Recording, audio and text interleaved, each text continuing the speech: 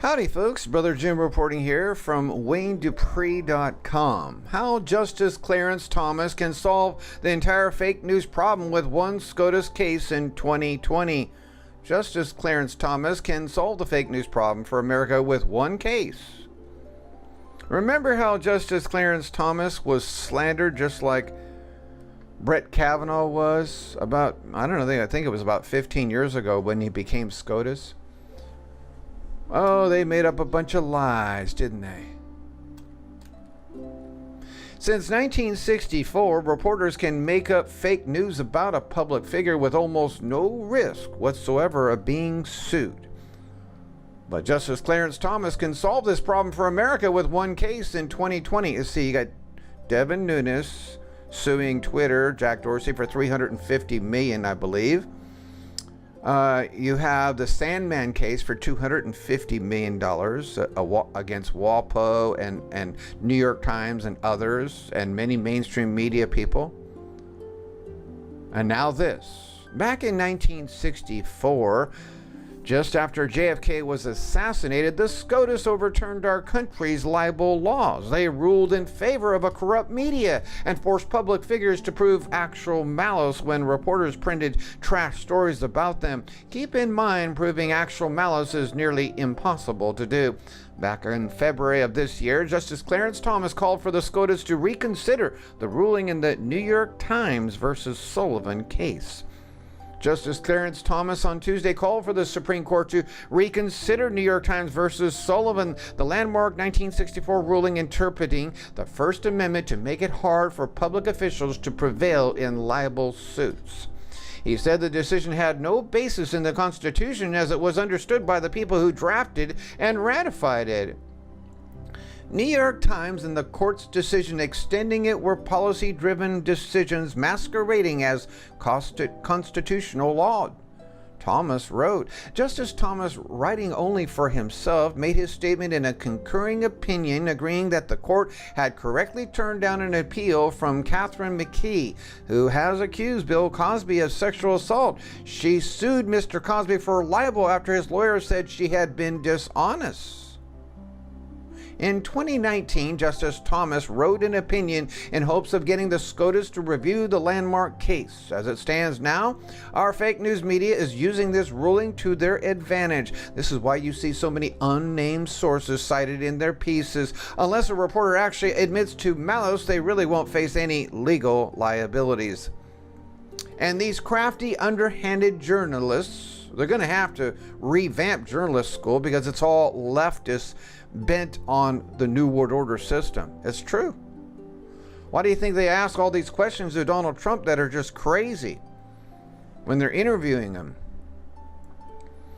Anyway, and these crafty, underhanded journos use this to their advantage on a daily basis, attacking President Trump. Now, the one point to make here is that non-public figures can sue for defamation without having to prove actual malice. Think about the Covington students who are suing the mainstream media for their role in sparing them. They have a much greater chance of winning only because they're not public figures. Someone like President Trump is a sitting duck for these journo vultures.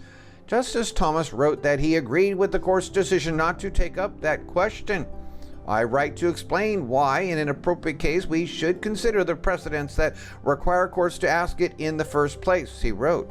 In Justice Thomas's view, the First Amendment did nothing to limit the authority of states to protect the reputations of their citizens and leaders as they saw fit. When the First Amendment was ratified, he wrote, many states made it quite easy to sue for libel in civil actions and to prosecute libel as a crime. That was, he wrote, as it should be. We did not begin meddling in this area until 1964, nearly 175 years after the First Amendment was ratified.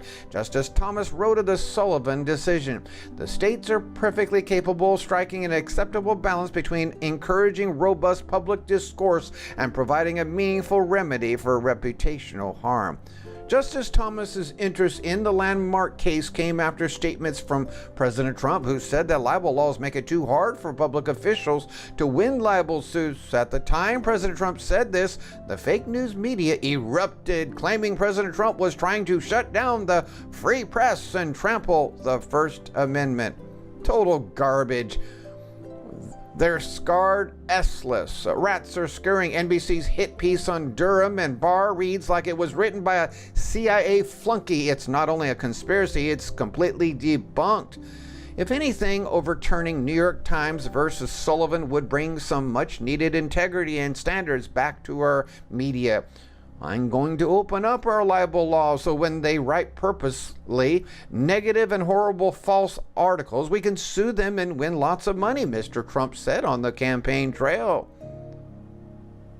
And we have a majority of conservative Supreme Court justice in the Supreme Court, don't we? Wow.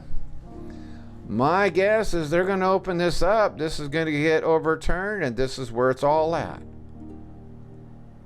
We're going to open up these libel laws, he says, so when the New York Times writes a hit piece, which is a total disgrace, or when the WAPO, which is there for other reasons, writes a hit piece, we can sue them and win money instead of having no chance of winning because they're totally protected. Thanks to the Sullivan decision, it is indeed hard for public figures to win libel suits. They had to prove that something false was said about them, that it harmed their reputation, and that the writer acted with actual malice. That last term is misleading, as it has nothing to do with the ordinary meaning of malice in the sense of spite or ill will. To prove actual malice under the Sullivan decision, a libel plaintiff must show that the writer knew the disputed statement was false or had acted with reckless disregard. That second phrase is also a term of art. Oh, this would make sodomite Shepard Smith really mad. It's an attack on the journalisms, of which sodomite Shepard Smith has donated about $1.5 million to journalism. Justice Thomas is now questioning those very standards.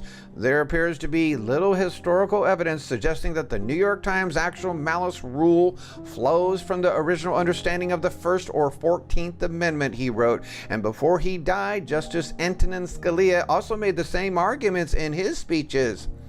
However, the one monkey wrench in all of this is that Justice Gorsuch and Justice Kavanaugh have hinted at their support for broad libel protections in opinions they wrote as appeals court judges. That's not good.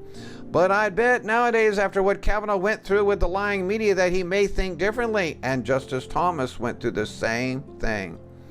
This Twitter thread on the topic is very interesting and worth a read.